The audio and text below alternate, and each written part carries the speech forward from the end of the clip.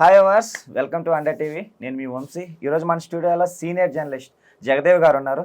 Sir నమస్తే sir. నమస్తే అమ్మా. సో రేపు భారతదేశంలో ప్రతి ఒక్క టీవీ ముందే ఉంటారు. సో ఈ టైంలో రోహిత్ శర్మ వ్యూహం ఎలా ఉంటుంది? రోహిత్ శర్మ ఎలా ఉంటుందని పక్కన పెడితే కెప్టెన్గా ఆయనకి ప్రెషర్ విపరీతంగా ఉంటుంది. ఇంకోటి ఏంటంటే ఇక్కడ చాలా రకాల సెంటిమెంట్ గాను దాన్ని ఏమంటారు, ఒక రకమైన మూఢనమ్మకాలతో కొన్ని ఉన్నాయి. అంటే సండే మ్యాచ్లు ఆడితే ఇండియాకి కప్స్ రావట్లేదు, ఒక 3-4 సన్నివేశాలు జరిగాయి, ఎక్కువ జరగలే. అలా అయితే చాలా వరకు సండే పెట్టారు, ఎందుకంటే ఎక్కువ మంది ఇంటి దగ్గర నుండి చూస్తారు. ఎందుకంటే మొన్న మ్యాచే 60 కోట్ల మంది పైచులకు చూశారు. సో ఇంకా రేపు ఇండియా ఫైనల్ అంటే ఇంకెంతమంది చూస్తారు, భయంకరంగా ఉంటుంది. పైగా మీరు అన్నట్టు 150 కోట్ల భారతీయులకు కూడా క్రికెట్ అనేది ఒక మతం. ఇప్పుడు అన్ని మతాలతో పాటు క్రికెట్ కూడా ఒక మతం. సో ఇంతమంది ఒక్కసారిగా మీరే అన్నట్టున్నారు, 60 కోట్ల మంది సబ్స్క్రిప్షన్ ప్రకారం చూస్తే వచ్చింది. ఒక్కొక్క అకౌంట్ కింద మళ్ళీ ఎంతమంది, ఇప్పుడు ఉన్నాను మా పక్కింటి వాళ్ళు వచ్చి ఒకే దగ్గర కలిసి చూస్తాం సరదాగా. మేమే మా ఫ్యామిలీ 10 మంది చూస్తారు కదా. సో ఈ లెక్కను చూస్తే ఎంతమంది చూసినట్టు, 80% పీపుల్ వాచ్ చేసినట్టే. సో అంత ప్రెషర్ అంత ఉండేసరికి కెప్టెన్కి ఆ రెస్పాన్సిబిలిటీ కూడా పెరిగిపోతుంది. అయితే ఇప్పుడు రకరకాల నిపుణులు చెప్తున్న మాట ఏంటంటే, ఇప్పుడు ఇంతకుముందే స్పిన్నర్ అశ్విన్ ఏమన్నారంటే, మనం ఏదైతే ప్రతిసారి టాస్ ఓడిన తర్వాత వాళ్ళకి నచ్చిన బ్యాటింగ్గా బౌలింగ్గా అయిపోతే మనం టార్గెట్ చేయడంలో ఒక కసిగా చేస్తున్నారు మన వాళ్ళు, మంచి ఫామ్ మీద ఉన్నారు, ఈసారి కూడా టాస్ ఓడిపోవాలని కోరుకుంటున్నారని చెప్పారు. ఇంకోటి ఏంటంటే చాలామంది సీనియర్ రిటైర్ అయిపోయిన క్రికెటర్స్ కూడా చెప్పేది ఏంటంటే, ఇంతకుముందు చూశాను, మ్యాక్సిమం 60% ఆఫ్ సర్వే అంటే పిచ్ రిపోర్ట్ బట్టి కానీ, బ్యాట్స్మెన్లు బౌలర్ల పెర్ఫార్మెన్స్ బట్టి కానీ, రేపు అక్కడ న్యూజిలాండ్ యొక్క ఆట తీరు కానీ, లేదంటే ఇండియా యొక్క పెర్ఫార్మెన్స్ వైజ్గా చూసుకున్నా కూడా 60% ఇండియాకి ఎక్కువ ఛాన్సెస్ ఉన్నాయి గెలిచేదానికి. బట్ అది చెప్పలేం, దైవాధీనం, ఇప్పుడు గెలిపోవటంలో సహజం. సో అనిల్ కుంబ్లే గారు కూడా ఏమన్నారంటే, ఏదైతే రోహిత్కి ప్రెషర్ ఇస్తున్నారు, ప్రెషర్ ఇవ్వకుండా ఆయన ముందు కానీ బాగా స్టాండ్ బై ఆడగలిగితే అద్భుతంగా ఉంటుంది. ఇందాక మా ఆఫీసులో కూడా సరదాగా పిచ్చాపట్ల మాట్లాడుకుంటే చాలామంది చెప్పేది ఏంటంటే, కెప్టెన్ రోహిత్ శర్మ ఓపెనింగ్ వచ్చినప్పుడు ఆయన ఎక్కువ వద్దు, ఆయన పర్సనల్ స్కోర్ కోసం ఎప్పుడు చూసుకోడు, జట్టు స్కోర్ పెంచడానికే చూస్తాడు. ఆయన ఒక 10 ఓవర్లు ఉంటే చాలు సార్. 10 ఓవర్లు క్రీజ్లో ఉన్నాడు అంటే సునామీయే. చేజింగ్లో అయితే సగం స్కోర్ చేసి వెళ్ళిపోతాడు. ఈ మామూలుగా ముందు బ్యాటింగ్ అయితే మాత్రం 300+ అయిపోద్ది. సో అదొక అభిప్రాయం ఉంది. ఇంతకుముందు మన మాజీ captain great spinner Anil Kumble గారు కూడా ఏమన్నారంటే, బ్యాటింగ్ ఆర్డర్ కూడా సందర్భం బట్టి రేపు మార్చాల్సిన పరిస్థితి ఉంటుంది అని. అంటే ఈ లెక్కను చూస్తే కోచ్ గౌతమ్ గంభీర్ కూడా కొంత ప్రెషర్ అనేది ఉంటుంది. ఎందుకంటే బాబు నువ్వు వచ్చావు, ఇప్పుడు రేపు ఒక్కటి వచ్చింది అనుకోండి, గంభీర్ గారి మీద ఉన్న ఈ విమర్శలు రూమర్స్ అన్నీ తుడిచిపెట్టుకుపోతాయి. రేపు ఏమైనా తేడా కొడితే సరిగా జట్టులో ఇది లేదు, కోచ్కి టీంకి సరైన పొంతన లేదు, ఇంకా రకరకాల ఎవరికి నచ్చింది అది రాసేస్తూ ఉంటాడు. సో అది కూడా చాలా ప్రెషర్ ఉంది. అండ్ మోరో గౌతమ్ గంభీర్ కూడా ది బెస్ట్ ఓపెనర్. అవును సార్ కదా. వరల్డ్ కప్ ఏదైతే ఫైనల్ మ్యాచ్లో కానీ, లేదంటే 2020 వరల్డ్ కప్లో కానీ ధోని గారి సారథ్యంలో గెలిచిందంటే దాంట్లో కీ రోల్ నేను బాగా అబ్జర్వ్ చేసింది, 1 యువరాజ్ సింగ్, 2 గౌతమ్ గంభీర్. వీళ్ళిద్దరూ చాలా కీ రోల్ ఉంది. బట్ ఇలా జనాలందరూ వాళ్ళు ఎవరి పేరు చెప్పరు, ఎంతసేపు ధోని అంటారు. ధోని గారి కెప్టెన్సీ ఆ ప్రెజర్ మీద చేసుండొచ్చు, కానీ టీం వర్క్ మీన్స్ ఇది పిడికిల్ కదా. ఇది చిటికల వేనికి బలం లేకపోవచ్చు, కానీ అది కూడా కలిస్తేనే పిడికిల్ అంటాం కదా. ప్రతి స్పిన్నర్ బౌలరు 12th మ్యాన్ కూడా ఇంపార్టెంటే. ఒక్కోసారి జట్టులో ఎవరికైనా గాయమైతే ఆయన కూడా వచ్చి మ్యాచ్ ఫీల్డింగ్ గట్రా చేస్తాడు. సో అట్లాంటి సందర్భంలో రేపు వచ్చే ఆర్డర్ ఓపెనర్స్ ఎవరు, Rohit Sharma and Shubman Gill. First down ఎవరు దిగుతున్నారు, ఇమీడియట్గా మన విరాట్ కోహ్లీ. సో మీరంటే హిట్ మ్యాన్ 10 ఓవర్ల వరకు ఉంటే ఇంకా మరి ఆ 60% గెలుపు అవకాశాలు 80% గెలిపోతాయి. అవును సార్. నెక్స్ట్ శుభ్మాన్ గిల్ కూడా ఈ మధ్యకాలం బీభత్సమైన ఫామ్లో ఉన్నాడు, ఆయనకి అడ్వాంటేజ్ హైట్ కూడా. Next first down king Kohli. ఆయన మ్యాక్సిమం ఫుల్ టైం బ్యాట్స్మెన్. పలానా మ్యాచ్ ఓడిపోయి బాగా ఆడలేదు, పెర్ఫార్మెన్స్ లేదు, పేలవమైన పెర్ఫార్మెన్స్ అని రాసే అవకాశమే ఎవడైనా. ఎప్పుడు కూడా చాలా బాధ్యతగా మ్యాక్సిమం షార్ట్ లెంత్కి వచ్చాడంటే డిఫెన్స్ ఆడేస్తాడు. ఖచ్చితంగా. కరెక్ట్గా దొరకలేదు, కనెక్ట్ అవ్వట్లేదు, లేచిపోతాను టైంలో డిఫెన్స్ ఆడేస్తాడు. అంత పద్ధతిగా ఆడుతాడు. చాలా కూల్గా. నెక్స్ట్ ఎవరున్నారు? శ్రేయస్ అయ్యర్. శ్రేయస్ అయ్యర్ ఉన్నాడు. శ్రేయస్ అయ్యర్ తర్వాత అక్షర్ ఉన్నాడు. అక్షయ్ పటేల్. అయితే ఇప్పుడు అక్షర్ బదులు కేఎల్ రాహుల్ వస్తే బాగుంటుంది అనేది మన అనిల్ కుంబ్లే గారి అభిప్రాయం. అదే అయితే ఇక్కడ మీరు అన్నట్టు రేపు సిచ్యువేషన్ బట్టి మళ్ళీ ఇప్పుడు రేపు సిచ్యువేషన్ ఫస్ట్ బ్యాటింగ్ వాళ్ళు అయిపోయి సెకండ్ బ్యాటింగ్ మన చేజింగ్లోకి వస్తే అప్పుడు ఆలోచించవచ్చు ఈ అక్షర్కి ముందు కేఎల్ రాహుల్ రావాలా, కేఎల్ రాహుల్ తర్వాత అక్షర్ రావాలా అనేది. ఎలాగూ మొన్న సమస్య వస్తే మళ్ళీ మొన్న హార్దిక్ పాండ్యా వచ్చాడుగా, ఇన్షియేటర్గా వచ్చాడు. ఇంకా కాలు బెనుకుతున్నా కూడా ఇంకా లాభం లేదు, రన్ చేయలేను. ఇప్పుడు మనకు రన్స్ అవసరం.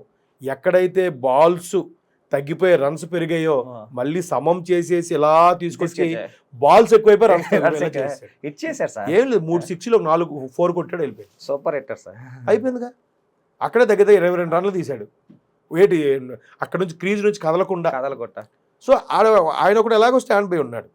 ఒకవేళ ఇంకా అప్పటికి అంటే మనం హిట్ మ్యాన్ రోహిత్ శర్మ, శుభ్మాన్ గిల్, విరాట్ కోహ్లీ, అంటే నేను బ్యాటింగ్ ఆర్డర్ చూడండి ఎంత స్ట్రాంగ్ ఉందో మనం చెప్తాను. విరాట్ కోహ్లీ, శ్రేయస్, అక్షర్, కేఎల్ రాహుల్, జడేజా లాస్ట్ లో జడేజా అవసరమైతే ఇటు బౌలింగ్ లో క్లిక్ అవుతున్నాడు, బ్యాటింగ్ లో క్లిక్ అవుతున్నాడు, ఫీల్డింగ్ అలాగే చేస్తున్నాడు.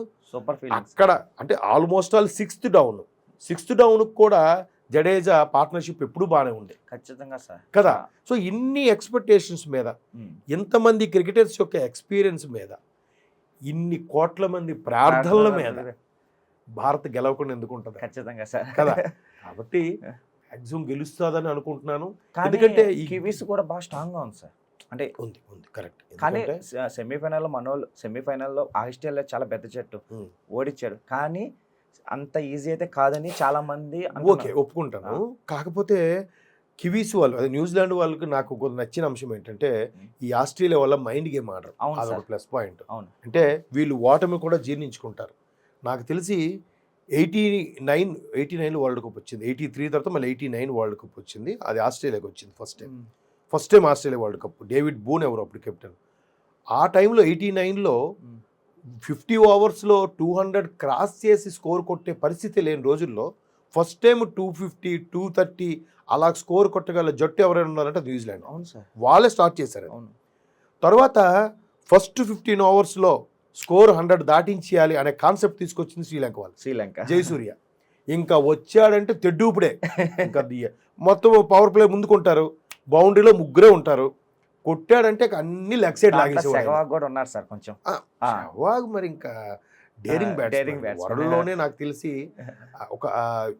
ఒక ఎవరో కోచ్ అన్న మాట ఇప్పుడు అనొచ్చు అని కూడా తెలియదు. చిన్న ఫుట్ వర్క్ మిస్ అయింది అని అంటారు, కానీ నాకెందుకో ఆయన పర్సనల్ స్కోర్ ఎప్పుడు చూసుకోడు. ఎదుటివాడు ఆడేవాడు రావుల్పిండి ఎక్స్ప్రెస్ అవని, కోరమండల్ ఎక్స్ప్రెస్ అవని, ఒకటే వాడికి భయం, మో వీడు ఏ బాల్ వేసినా కొట్టేస్తాడు రా. అవును సార్. ఫస్ట్ 10 ఓవర్స్ అయితే స్కోర్. సో కాబట్టి ఈ బ్యాటింగ్ ఆర్డర్ బౌలింగ్ పరంగా కూడా చూసుకున్నా. సో మీ ఒపీనియన్ ప్రకారం రేపు ఫస్ట్ ఇండియా బ్యాటింగ్ చేస్తే బెస్ట్ అంటారా, బౌలింగ్ చేస్తే బెస్ట్ అంటారా? అంటే ఎప్పుడు కూడా రసవత్రంగా ఉండాలంటే ఫస్ట్ వాళ్ళు బ్యాటింగ్ అవ్వాలి, చేజింగ్ చేయాలి. అప్పుడు వచ్చిన గెలుపు కిక్కే వేరు. మనం లైక్ వరల్డ్ కప్ సార్ అరచేతిలో గుండెని పట్టుకొని లాగా చూస్తూ లేచి కాసి బాత్రూమ్కి వెళ్ళి వచ్చి వెంటనే మావాడు ఎవడో నువ్వు వెళ్ళావు 4 కొట్టాడు, నువ్వు వెళ్ళి రారా మళ్ళీ అంటారు. చాలా సార్ ఇట్టే పెట్టుకుని పెన్ పెట్టుకుని రోజులు కూడా ఉన్నాయి సార్. నేను కూడా చాలా మంది నువ్వు వెళ్ళరా, నువ్వు వెళ్తే ఇంతకు 4 కొట్టాడు, 4 పడిందిరా వెళ్ళరా. ఇంకోడు వచ్చాడు వికెట్ పడిందిరా, నువ్వు వెళ్ళిపో అంటే సరదా. అంటే అది సరదా అయినా కూడా అంత సీరియస్గా తీసుకుంటాం మనం. మ్యాచ్ ఎలాగైనా గెలవాలరా, ఏదో మన వాళ్ళు ఆడారురా. అక్కడ చూడండి మన వాళ్ళు అని వస్తుంది తప్ప మన ఇండియా టీం ఆడాడు, రాహుల్ ఆడాడు, రోహిత్ శర్మ ఆడారని ఎప్పుడు అనరు. మన వాళ్ళు అంటే మన ఫ్యామిలీ. సో అంత ఇదిగా ఉంది కాబట్టి మ్యాక్సిమం అదే చెప్తున్నారు కదా, 60% అయితే గెలుపు అవకాశాలు ఉన్నాయి.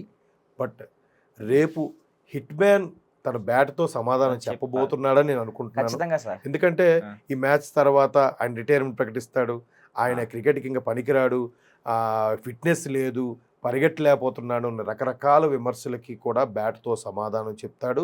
కప్పు తెచ్చాక అప్పుడు గౌరవంగా ఒకవేళ ఆయన తప్పుకున్న ఆ రేంజ్ వేరుంటది. సో మధ్యలో డ్రింక్ తాగాడని చెప్పి చాలా మంది మత పెద్దలు అంటే అవును, ముల్లా ఎవరో కామెంట్ చేశారు దానికి. షమీ మన స్పిన్నర్ షమీ వాళ్ళ బ్రదర్ కూడా కౌంటర్ ఇచ్చాడు. ఇప్పుడు మన భారతదేశంలో ఉన్న ఇంత కోట్ల ఇంచుమించు 22-23 కోట్ల మంది ముస్లిమ్స్ ఉన్నారు. ఇందులో ఎంతమంది రోజా చేస్తున్నారు? రోజా అంటే రంజాన్ లేదు. మా ఆఫీస్లో కూడా ఉన్నారు. వాళ్ళు ఏమంటారంటే, భయ్యా నేను చేయాలనుకుంటే చేయొచ్చు, కానీ ఎటువంటి థాట్ అబ్బా ఆకలేస్తుంది, అబ్బా వర్క్ ఎక్కువైంది, అసలు ఈరోజు ఉపవాసం చేస్తున్నాను పైగా వర్క్ ఉంది, అలాంటి థాట్ కూడా రాకూడదు. అంటే నువ్వు ఇష్టం లేకుండా చెయ్యొద్దు. నీకు అర్థమైందా? ఇష్టపడుతూ నాకు ఆకలి లేదు, నేను దేవుడి కోసం చేస్తున్నాను, దేవుడి కోసం నమాజ్ చేస్తాను అని లేక అలాంటి థాట్ కూడా రాకూడదంట. అది అసలైన రోజా. అంతేగాని బయటికి వెళ్తే అమ్మాయి ఉందరా అని చెప్పి నువ్వు ఉపవాసం చేస్తే లాభం ఏంటి అంటాడు మా ఫ్రెండ్. అది మంచి మాట కాదు, చాలా మంచి మాట. మిత్రుడు అండి, ఆయన పేరు సుభాని, షేక్ సుభాని ఆయన పేరు. ఆయన అదంటాడు, భయ్యా అట్లా అలాంటి థాట్ కూడా రాకుండా చేసేదే సరైన ఉపవాస దీక్ష. అంతేగాని బా ఆకలేస్తుంది, ఇంకెప్పుడు చీకటి పడుతుంది, సూర్యాస్తమయం ఎప్పుడవుద్ది అట్లా అనుకునేది చేసేది వద్దు. మనసు నిర్మలంగా చేసేది అంటే ఏ మతమైన అదే చెప్తుంది కదా. సో అలాంటప్పుడు ఆయన ప్లేయరు ఆడాలి దేశం కోసం, 150 కోట్ల మంది ప్రజల కోసం రిప్రజెంట్ కదా. అలాగైనప్పుడు ఎండ కాదమ్మా, మరి నీకు ఆటలో స్టామినా ఎక్కడ ఉంటుందమ్మా? మరి అలాంటప్పుడు దాహం తీర్చుకోడా చాలా మంది. నీకు అలాంటి రంజాన్లో ఉండి వాడేదో డిస్కోకి వెళ్ళాడు, పబ్కి వెళ్ళాడు, ఇలా ఆడేసాడు, అది తప్పు కదా. కాబట్టి ఏమండి, ఏదైనా మనసు ఏ మతమైన ఏం చెప్తుందంటే మనసు నిర్మలంగా ఉండేది. నువ్వు ప్రశాంతంగా 5 నిమిషాలు కూర్చో చాలు, దండం పెట్టుకో. అంతేగాని అన్ని పనులు చేసేసి నమాజ్ చేసేసి పూజ చేసేసి దండం పెట్టేసుకుంటే వేస్ట్. ఎన్ని చెత్త పనులు చేసి హోమాలు చేసేస్తే అది నీకు సిద్ధించదు. అవును. కాబట్టి అటువంటివి ఇవేమి మేబీ ఇవన్నీ నేను కూడా కొంతమంది మైండ్ గేమ్లో భాగం అని నేను ఫీల్ అవుతాను. ఇవన్నీ వాళ్ళకి చేరకుండా ఉండడమే మంచిది. వాళ్ళకి ఆట మీద దృష్టి పెట్టాలి, దేశం కోసం ఆడాలి, స్పోర్టివ్నెస్తో ఆడాలి, మంచి మనసుతో నిర్మలంగా కూర్చొని గెలిచిన తర్వాత నిజంగా భగవంతుడికి నమస్కారం, అంతకే ఏముంది. ఇప్పుడు ఆ షమీ లాంటోడు గెలిచిన తర్వాత ఆయనకి మరికొద్దిగా ప్రైజ్ మనీ వస్తే ఆ మనీతో కొంతమంది పేదలకు సహాయపడతాడు కదా. మరి అది కాదా? అది భక్తి కాదా? అది కాదా మానవ సేవ? అది కనిపించదు. కాబట్టి అవి మనం పట్టించుకోవాల్సిన అవసరం లేదు. సో ఫైనల్ గా రేపు ఇండియా గెలుస్తుందని ఆశిస్తాం. గెలుస్తుంది. మనం మళ్ళీ మన ఇద్దరు ఎలాగో మాట్లాడుకుందాం. Okay sir, thank you so much.